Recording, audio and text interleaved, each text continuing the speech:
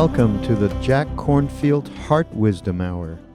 We are delighted to share with you Jack's innate common sense wisdom and his clear, open heart. If you are interested in supporting Jack's podcast, go to BeHereNowNetwork.com/Jack.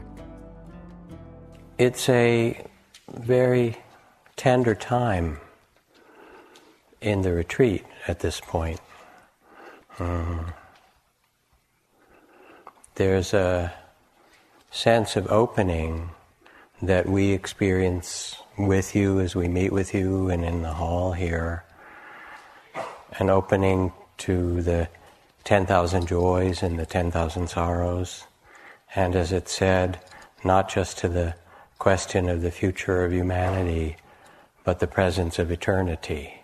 That there's something timeless that opens as the mind gets quiet, the heart softens. And it's really an opening to liberation. The passage I believe I used on the first evening talk that I gave, where the Buddha says, not insight, nor concentration, nor virtue, nor any particular state is the goal of this practice, nor the absence of any particular state, or the absence of virtue or insight or concentration. But beyond these, the sure heart's release, the liberated heart, this is the reason, the purpose, the vision for offering the teachings of awakening. And since our theme is the one of identity, I'd like to talk further about the shifts of identity that start to take place, sometimes just for a moment, a glimpse, sometimes for longer periods. The shifts from the small sense of self, what's called the body of fear, the sense of separateness, to that which knows, or the one who knows, to loving awareness. A poem from Juan Ramon Jimenez called Yo no soy yo, I am not I. I'm this one walking beside me whom I do not see, whom at times I manage to visit, and at other times I forget. The one who remains silent when I talk. The one who forgives, sweet, when I hate. The one who takes a walk when I am indoors. The one who will remain standing when I die. I am not I am this other one walking beside me, whom at times I do not see. And so in some moments there's this sense that our ordinary identity created by our stories about ourselves, because that's all they are really, here we are in the present and the stories come, starts to open or drop away, and there are deeper moments of seeing that this is not who we really are.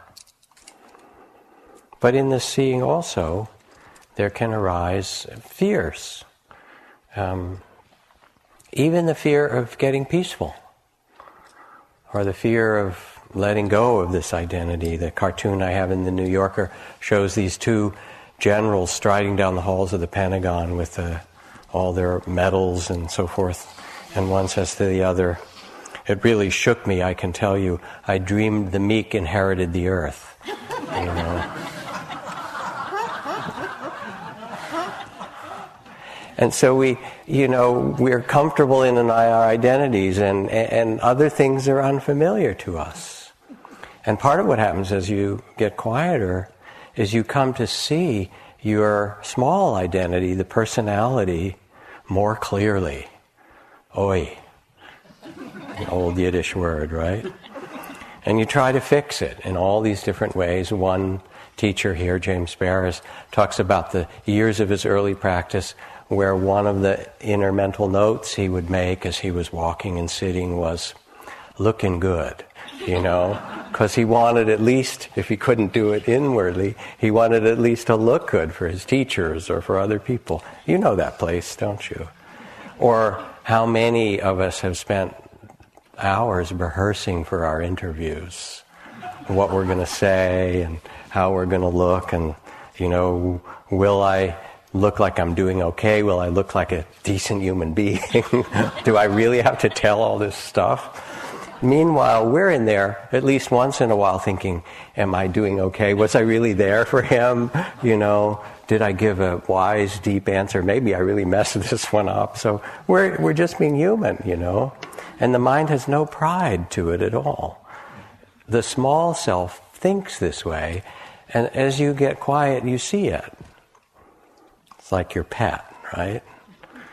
And this is from Mary Oliver. The poet compares,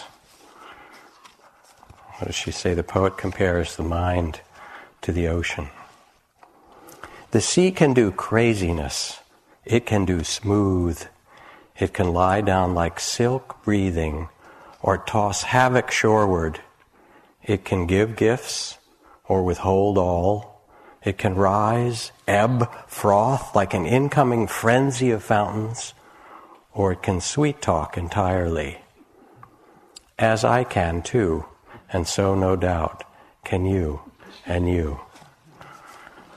And so that's it. You sit and you get all the display of the mind, vast and peaceful and turbulent and churned up and small and large and all of these different qualities.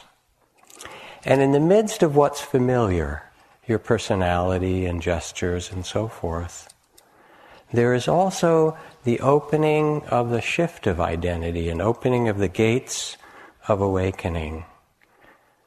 They're opening and you may not recognize them so clearly. So I want to speak of them. Here are some of the gates that might become familiar to you or sound familiar. The first is the gate of tears. Ajahn Chah, my teacher, said, if you haven't wept deeply, you probably haven't really started to meditate. So it's part of the dance, the game of humanity.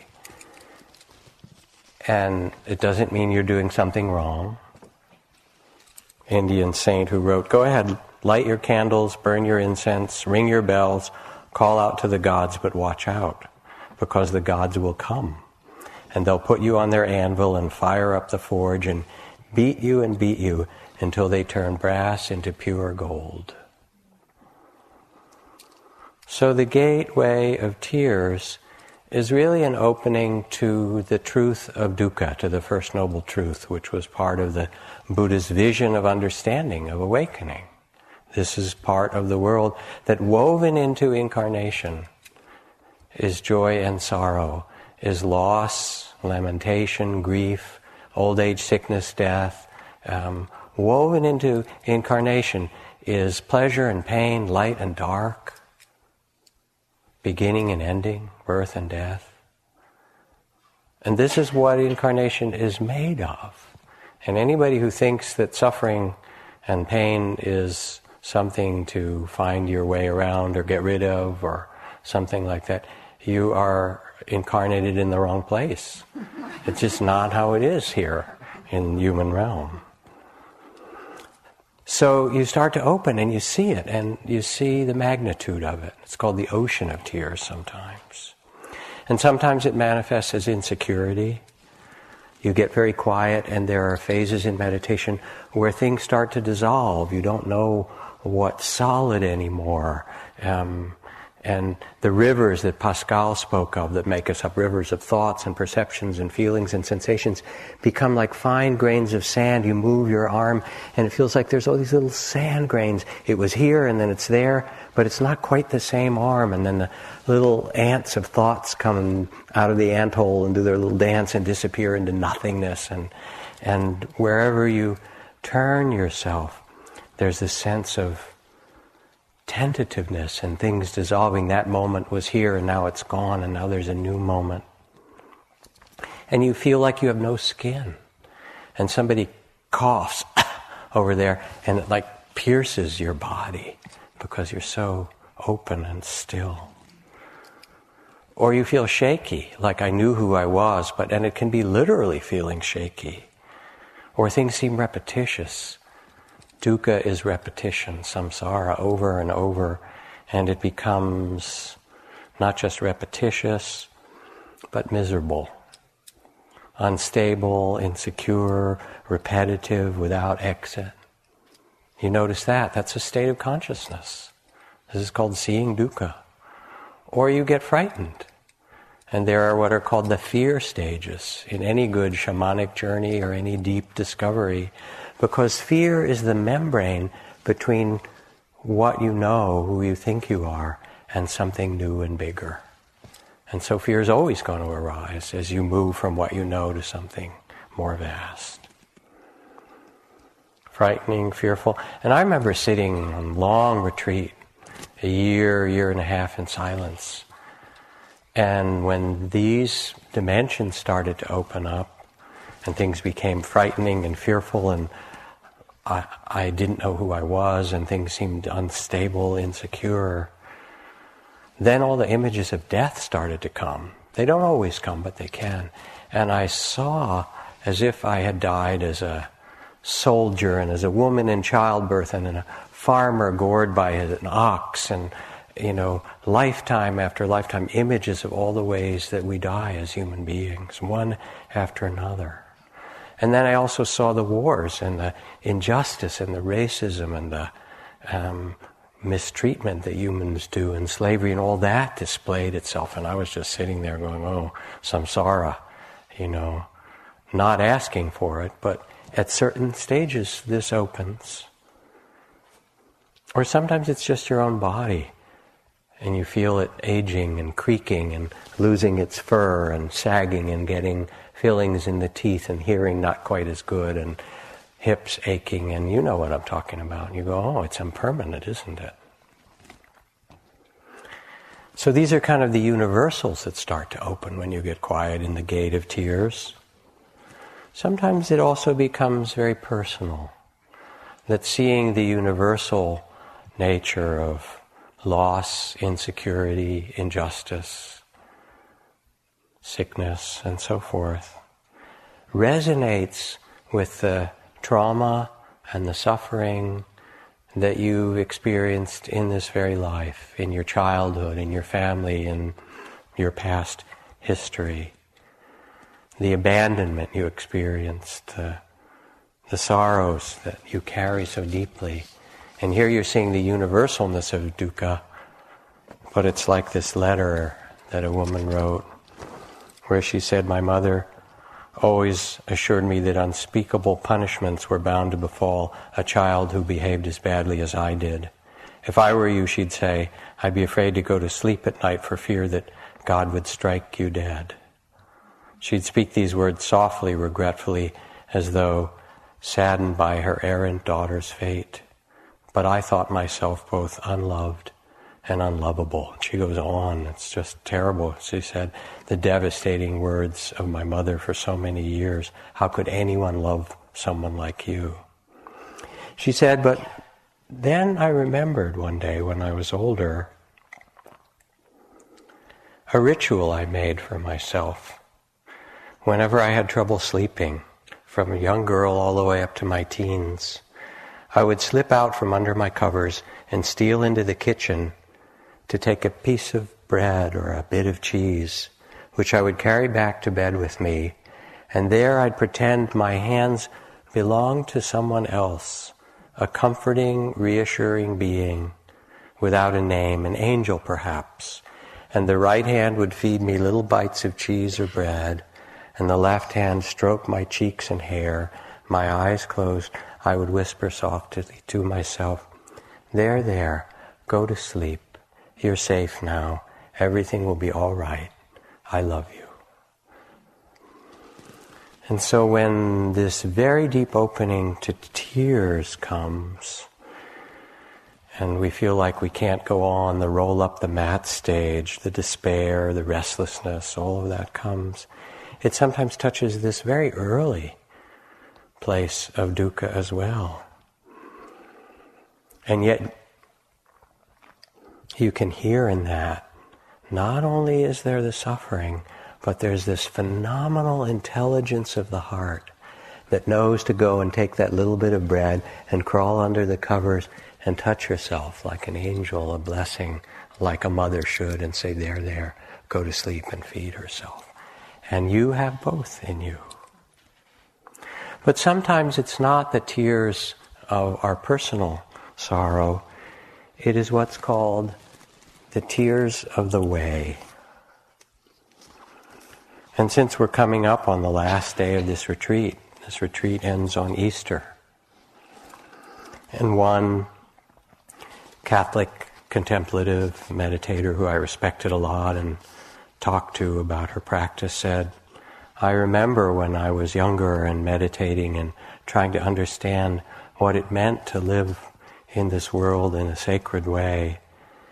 It was the week before Easter and I was filled with sadness and pain. I was looking at the crucifix and envisioning the agonies of Christ. And as I did, I lay in my room and my body began to ache as if I was dying. It felt so real. And I began to weep for Jesus on the cross and his suffering and death. And then I was Mary holding her crucified child. And I knew the crucifixion wasn't over. I was all the mothers who have lost their beloved children in an accident or disease, who even today cannot feed their hungry children. I was the mother trapped in an earthquake in Iran, struggling desperately, unable to save her child, and the young men, all the soldiers in the senseless battles. I was the cows and pigs on the way to slaughter, and the modern generals and the Roman soldiers, and the welfare mothers and the slumlord, and the victims and perpetrators, all who would die in pain. And I lay there, watched over by the pain of the world, and I wept. And then Jesus and Mary were there in my body, and we were holding it together, the suffering of the world, and I could see that to hold it in mercy was divine. It broke my heart open like nothing in my whole life. It became the holy pain that opens the heart. This is the purpose for our sorrows, to connect all our hearts together. There is so much mercy, mercy within mercy. So when you sit and the gate of tears opens, the fear and insecurity, the repetitiveness and restlessness, the suffering, the only way to practice is to bow to it with a loving awareness. Because if you tense and judge and resist and say, I want to get rid of it, I got to get through this, it knows. And it will hang around. And of course you will tense and judge, it's not that you shouldn't. But then at some point, you learn to make space for it and you say, all right, let me see the First Noble Truth, my pain, the pain of the world. Display yourself to me. And you rest in great loving awareness and equanimity and with a kind of courage of heart. I remember Deepa Ma, our wonderful yogi, great yogi and teacher and meditation master. She was flying back to India and someone was taking her and the plane hit this really rough patch where it dropped 1,000 feet and everybody was shrieking, and Deepa Ma just sat very quietly and calmly. And when it was over, she was talking to the woman who was attending and staying with her. And she smiled and she said, the daughters of the Buddha are fearless. So what's asked of you is not to get rid of your experience, but to take your seat like Prajnaparamita behind me and the Buddha and say, yes, show me your dance, let me see it. And without resistance, it will display and open and you will come to a greater freedom. It's a gateway. Or sometimes you open to the gateway of oneness, Kalu Rinpoche. You live in illusion and the appearance of things. There is a reality, but you do not know this. When you see, you will discover that you are nothing. And being nothing, you are everything. That is all. So you sit, and the gate of oneness that starts to open, the thoughts get quiet. And when the thoughts start to get quiet and go away, do you know who else goes away? As Miss Piggy would say, moi? That's right. Because yourself is mostly constructed of stories, of thoughts. And then there opens a sense of not boundaries, of not separateness. Maybe you experienced it in the bell meditation and the big sky practice. Or maybe you experience it as you do your walking practice. Here from one Zen master, he says,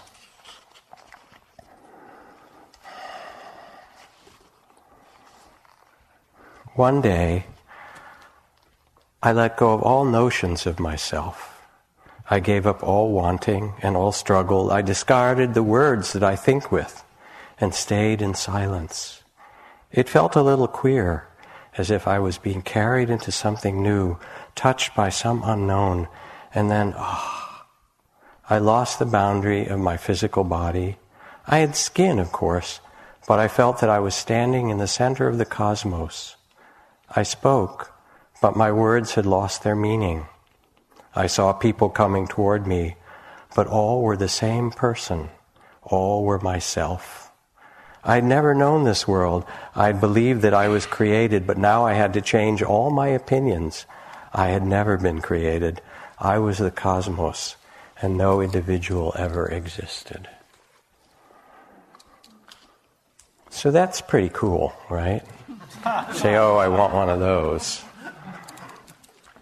But you know it in other ways, this oneness. Sometimes you know it walking out in the natural world here, and you look at the dazzling color of the red buds that are about to pop here on the, way out of the courtyard in this kind of amazing luminous purple, fuchsia, whatever color that is, and you see the coyote in the field down by the lower campus, looking around rather nonchalantly and not particularly concerned that there are people meditating around her or him. And you see the hawks flying in the valley that we live in. You take a taste of your oatmeal raisin breakfast, and the raisin gives you the taste of every grape that was ever planted since Bacchus invented wine, and you go, oh wow, raisins, grape, all the wine of the world. Or you just walk outside and you fall in love in some way,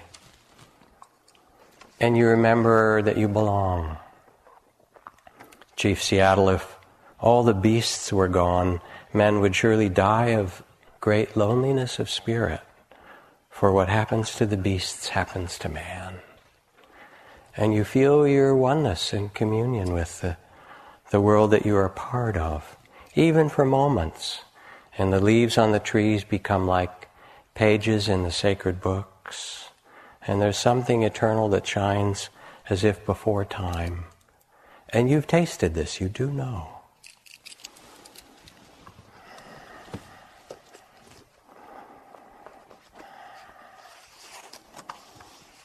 I am the first and the last, the honored one and the scorned. I am the mother and the daughter, the bride and the bridegroom. This is from the Nag Hammadi scrolls. It's the voice of the divine feminine.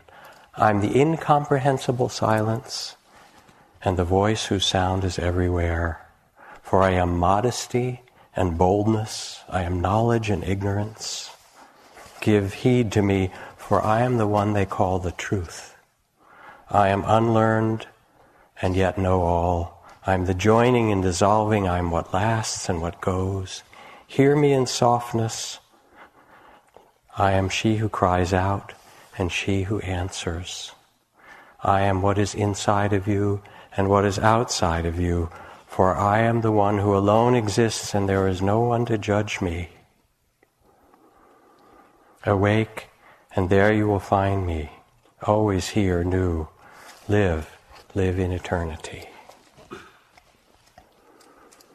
So there's somehow in us a deep knowing that we are woven together with life itself.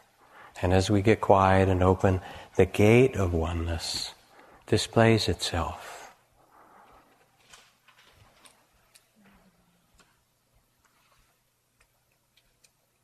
Sometimes you enter the gate of love.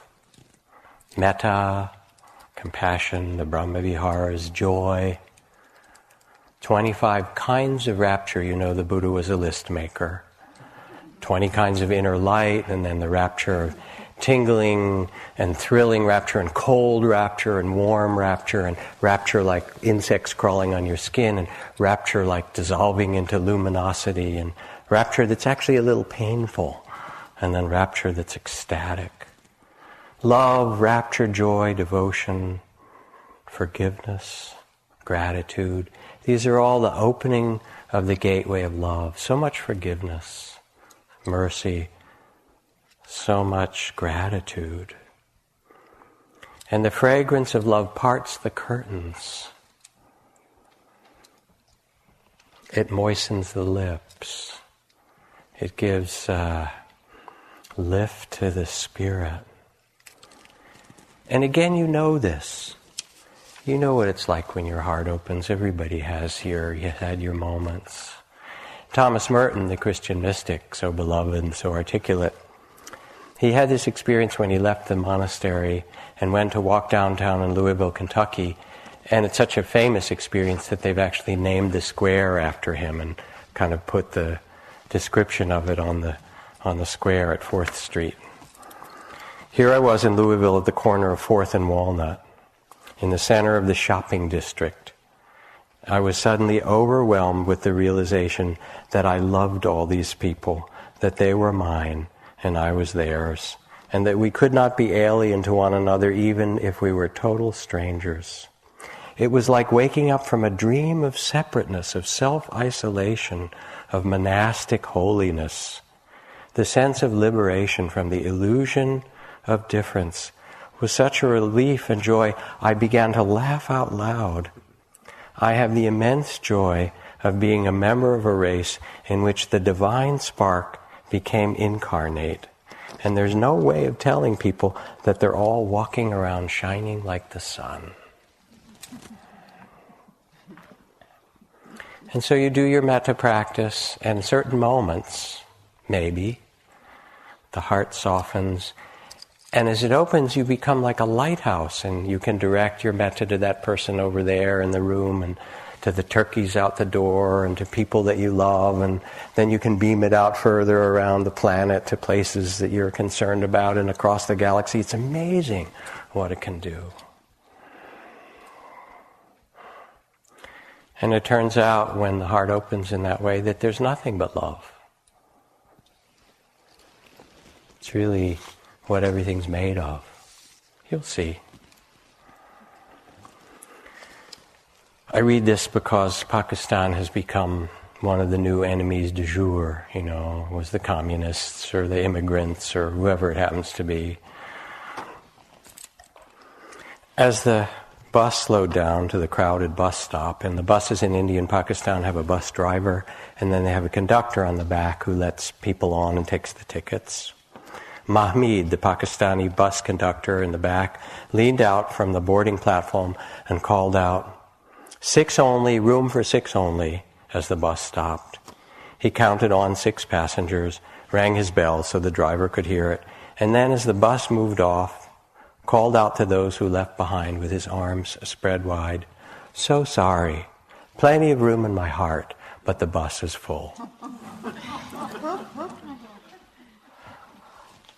And when the gate of love starts to open, the personality that you've judged so much, the judging mind itself, the body that you think is imperfect in some way, the ideas you have about how you're supposed to be, they just fall away. And you see with the eyes of love. You remember being in love. You remember that madness. It was great, wasn't it? Yes, it had illusion in it too. Everything does. It's all made of illusion. But what an illusion, huh? It's great.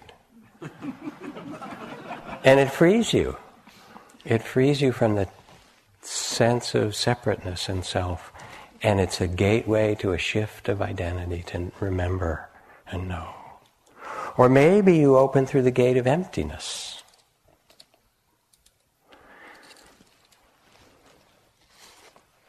The gate of oneness, the gate of love, the gate of tears, the gate of emptiness. And as you get quieter, things become more empty.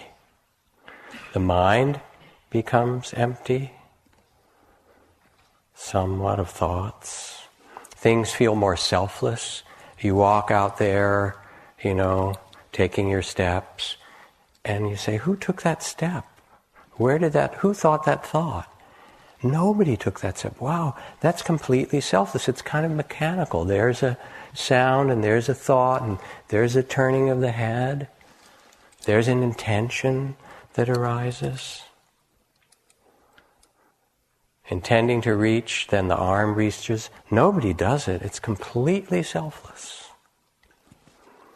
Or things appear and they disappear. They dissolve with no trace. A thought comes, tells this huge story. You're completely in it. And then it's gone.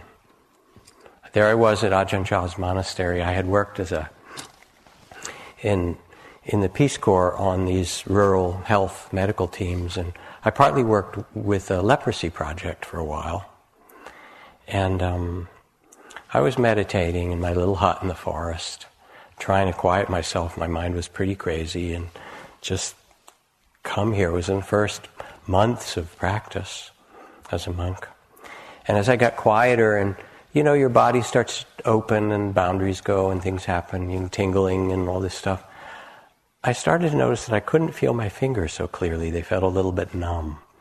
And other parts of my body, I didn't have so much sensation in some places.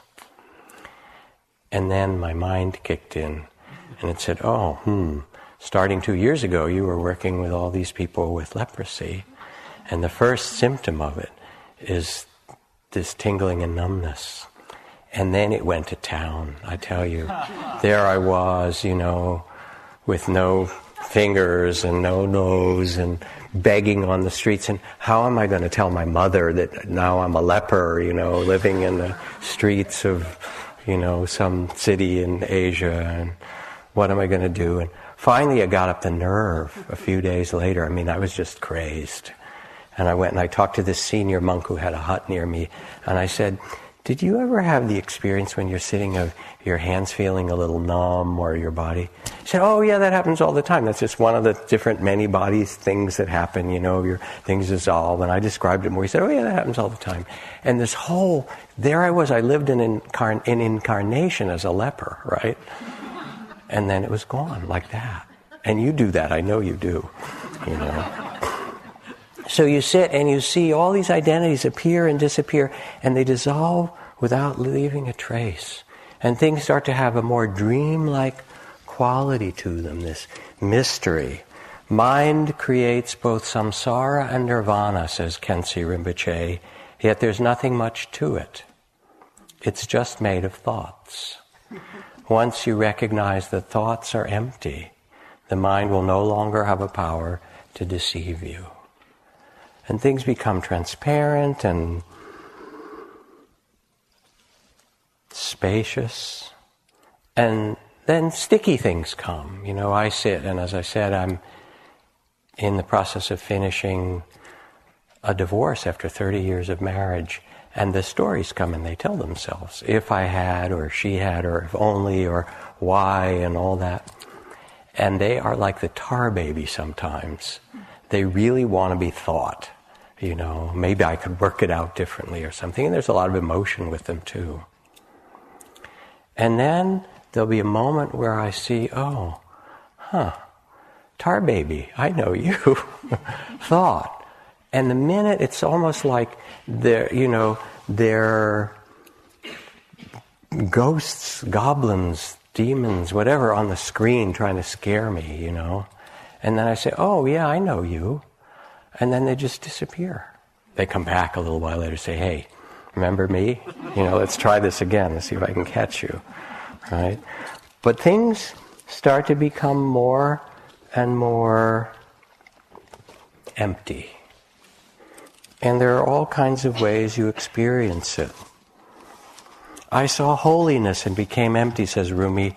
This emptiness is more beautiful than existence, the pregnant void out of which all comes.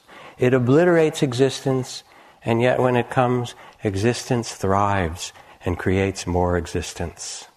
Amazing. The sky is blue. The world is a blind man squatting on the road. Look around. See the emptiness. See beyond blue and blind man to that which brings birth and life to it all. And you become more and more the loving awareness, more and more the one who knows, more and more trusting the space, the timeless space of witnessing, of knowing. And nothing's solid, and you relax. And the gate of emptiness brings you a great freedom where you can respond and act and live, but all of it also becomes less about you and other and solid. And there's a mysterious freedom that comes. You listen to these gates and you say, boy, they sound good, but they're not happening to me. I'm sitting here, my knee hurts, see I'm moving my posture right now, right? My mind is still in there with the tar baby. I thought I was going to learn how to meditate and have these glorious experiences. And maybe I've had a couple moments, but a lot of them weren't like that at all. Instead, there's doubt and self-judgment and comparing, as Winnie talked about. They're all sitting like Buddhas, and I'm the only schlemiel in the room, to use a Sanskrit word, right? You know, that mind.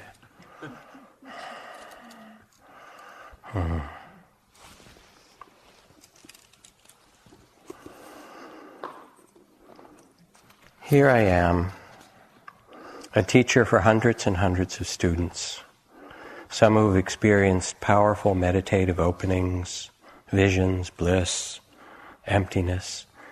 But that's not been my way. For a long time, this was the hardest thing for me to accept, that nothing happened. I'm not a person with big dramatic experiences. For 30 years now, it's simply been a process of practicing without being caught by my own ideas of discouragement or success. I would go for months of intensive training and no spectacular experience would happen. This was especially hard for the first 10 years, but at least I never got trapped into believing I was some special spiritual person. Yet something did change somehow. What most transformed me were the countless hours of mindfulness, of giving a loving and caring attention to what I was doing. I learned that the inner dropping of burdens was not going to happen for me all in one piece, but again and again. I simply dropped the burdens of my judgment, my fear, of distrust of myself, of tightness, body and mind. At some point I discovered how automatically tightness and grasping would come, and with that realization I started letting go, opening to an appreciation of life, finding ease. The teachings slowly dawned on me that in reality there's neither coming nor going, that from the ground of being nothing ever really happens or ever will. Seeing this was like a confirmation of what I already knew. It's all here already. I became less serious, less concerned about my practice and myself. My kindness started to deepen. Oddly enough, some of my friends tell me I've become more and more like myself. They say there's been a very big change in me, but it wasn't produced by any special event. I guess it's just the fruit of being present over and over. It's that simple. And so with that over and over presence, things become beautiful and sad and human and poignant and all these things all together. And you're not trying to fix or change anything. It's the gateway of things as they are. that is also liberating. And here's Gabriela Mistral. A woman is singing in the valley, the shadows falling blot out the vision, but her song spreads over the fields. Her heart is broken like the jar she dropped this afternoon among the pebbles in the brook. Does she sing for a husband who looks at her silently in the dusk, or for a child whom her song caresses? Or does she sing for her own heart, more helpless than a babe at nightfall? Night grows maternal before this song that goes to meet it.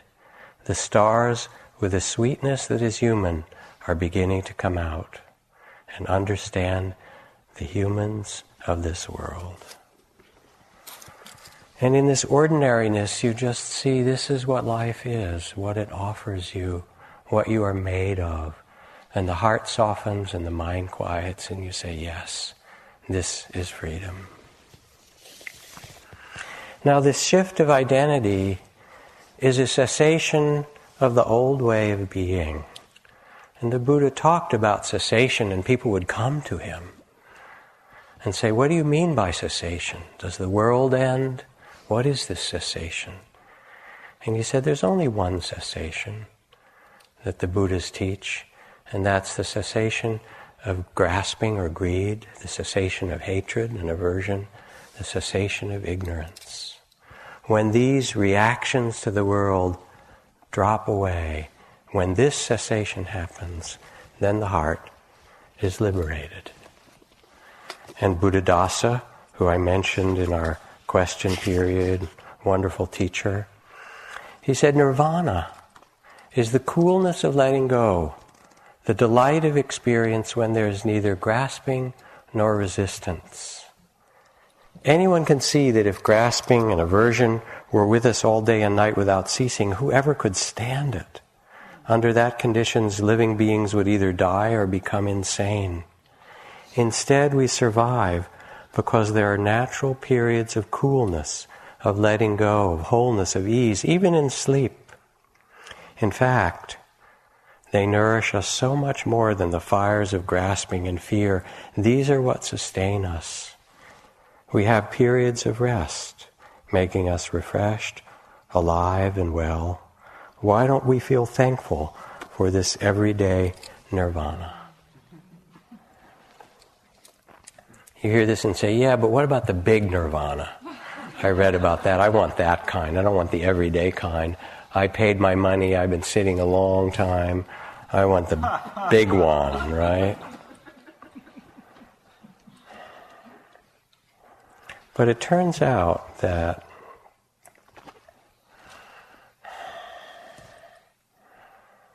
when we enter the stream, that the way that we blossom, each of us, into liberation is completely individual. And some teachers I studied with taught jhanas and samadhi and dissolving the body into light, and then the cessation of experience and all these kind of yogic states. There's lots of them. And sometimes they will happen and you go, wow, and you have some illumination. Sometimes they happen and you're still kind of the same neurotic person before, only you now have a memory of these cool experiences, right? And then Ajahn Chah in his monastery said, no, that's not stream entry. He would say, there are the conditioned experiences of sights and sounds and smells and tastes, the rivers that Pascal talked about, changing conditions. And then there is awareness, the one who knows, the knowing that is the unconditioned, the unborn, the timeless. And if you've been practicing for some months and you're still caught in trying to change the conditions to get free, you've missed the boat. If you're still practicing in that way, you haven't crossed the stream. You're not a stream enterer. You enter the stream when you shift your focus from the changing, conditioned experiences of the world and rest in the unconditioned, which is awareness itself. This is your true home, your true nature. And so there are all these different gateways that invite you to freedom, invite you to the timeless, what Ajahn Chah called the original mind, Chit Dham, the original mind, the luminous nature of what you really are, of who you really are. I don't like to use the word enlightenment, which comes from the European historical tradition of separating the spiritual and the church beliefs from Galileo and empirical science. It had its moment, it did some good things. But it reifies it like it's a state. Now I'm going to be an enlightened person, I'll get enlightenment. And I much prefer the word awakening. The Buddha awakened to the way things are. And so can you. And when you awaken, when consciousness opens and awakens, it has these beautiful qualities to it. Sometimes it's experienced as vast space and emptiness. But you turn the crystal and look through another facet, and awakened consciousness is experienced as love. Everything is love. It's what we are. And you turn the crystal another facet, and it's luminous clarity.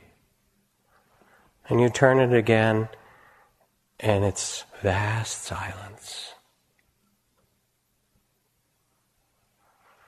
And you turn the crystal of the awakened consciousness again, and it's utter perfection. You see the perfection of everything. And you turn it again, and it's radiant joy, and again, and instead of emptiness, it's endless creativity. It's the void giving birth to all things. Say, well, which is the real enlightenment?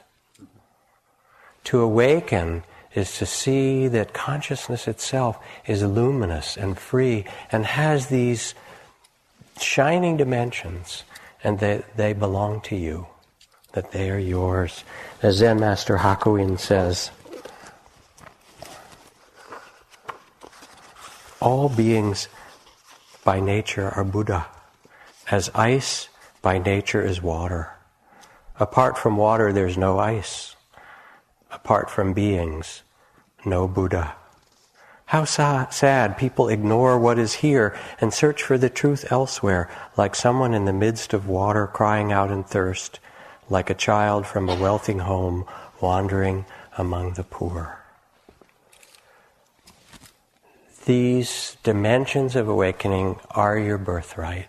They are your true nature, and as you get quiet and enter the gate of tears and dissolution, or the gate of oneness, and stand out there with the tree and feel that the tree and you are siblings, sisters, brothers.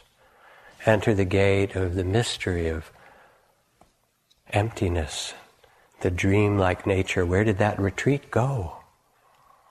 Where did your childhood go? It's just gone. And there's only the present appearing and disappearing eternally.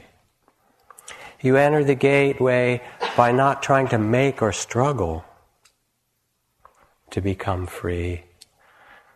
But it's the absence of struggle, it's the opening to the way things are that frees the heart. And this mystery then can't be fixed. You can't say, I have it.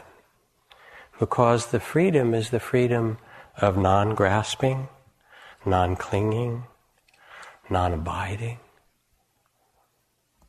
It's not about perfecting yourself.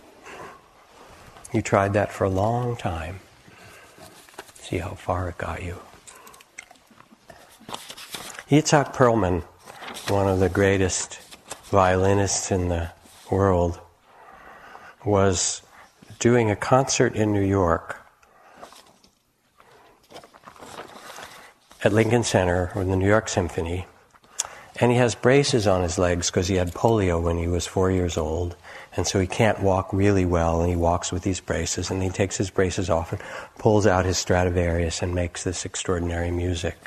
So there he was playing this violin concerto, and he's partway through it and striking the bow, and all of a sudden there was this loud crack and pop.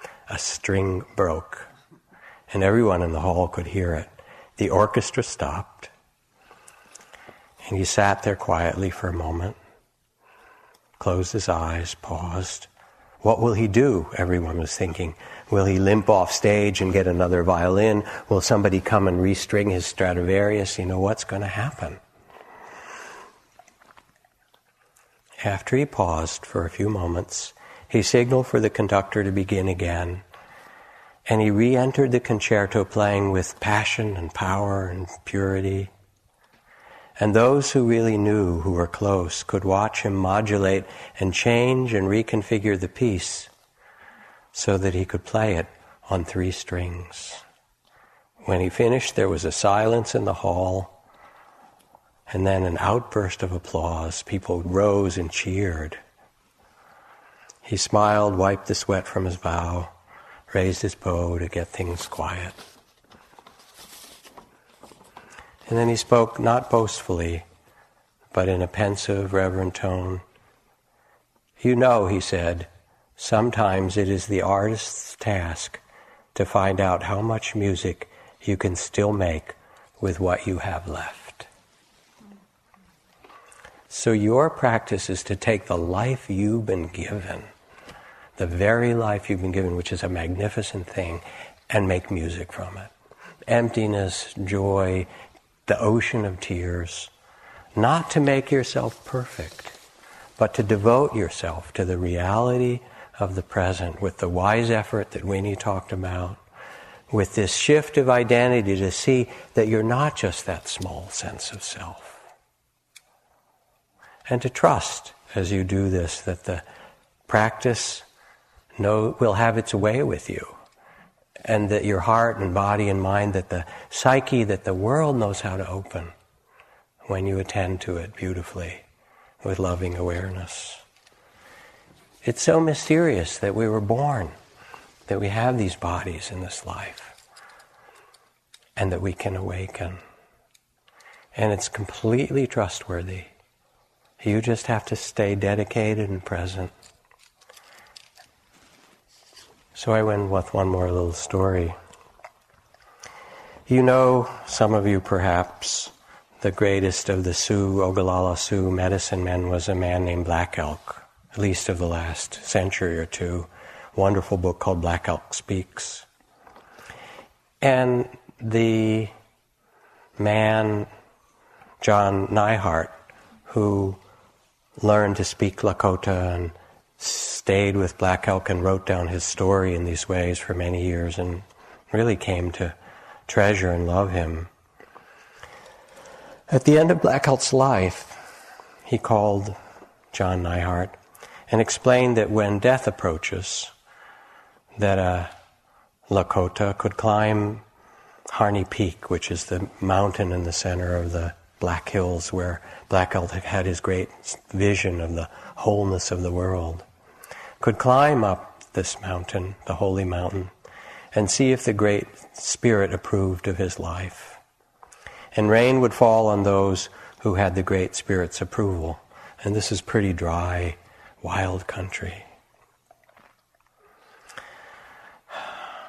And as a young man, Black Elk had this amazing vision of how to save his people from the soldiers and all of the settlers that had come, and had spent his years trying to teach the sacred teachings of his people and weave the world together. He felt in some ways that he had failed. On the day of his climb, Black Elk was an old man. He dressed in red long johns, moccasins, war paint, and a feathered war headdress. And slowly and laboriously in his 80s, he climbed to the summit. He was oblivious to the tourists who stared at him. Neihart teased him that he should have picked a day with at least one cloud in the sky, but Black Elk rebuked him, saying that the rain would have nothing to do with the weather. At the top of the peak, not far from the tourists, the old man, in his moccasins and his leggings, lay down under a blue sky. To his astonishment, Neihart watched as a few small clouds immediately formed over Black Elk, and a soft rain began to fall. And Black Elk wept with relief. He felt that even though he had not succeeded in fulfilling his vision, The Great Spirit was signaling him that he had done his best. So you too offer yourself to this retreat in your own way and notice that the gates open for you as they will. Offer yourself with a kind of devotion and presence, not to perfect yourself, but with a great love, a loving awareness, and a deep trust in the mystery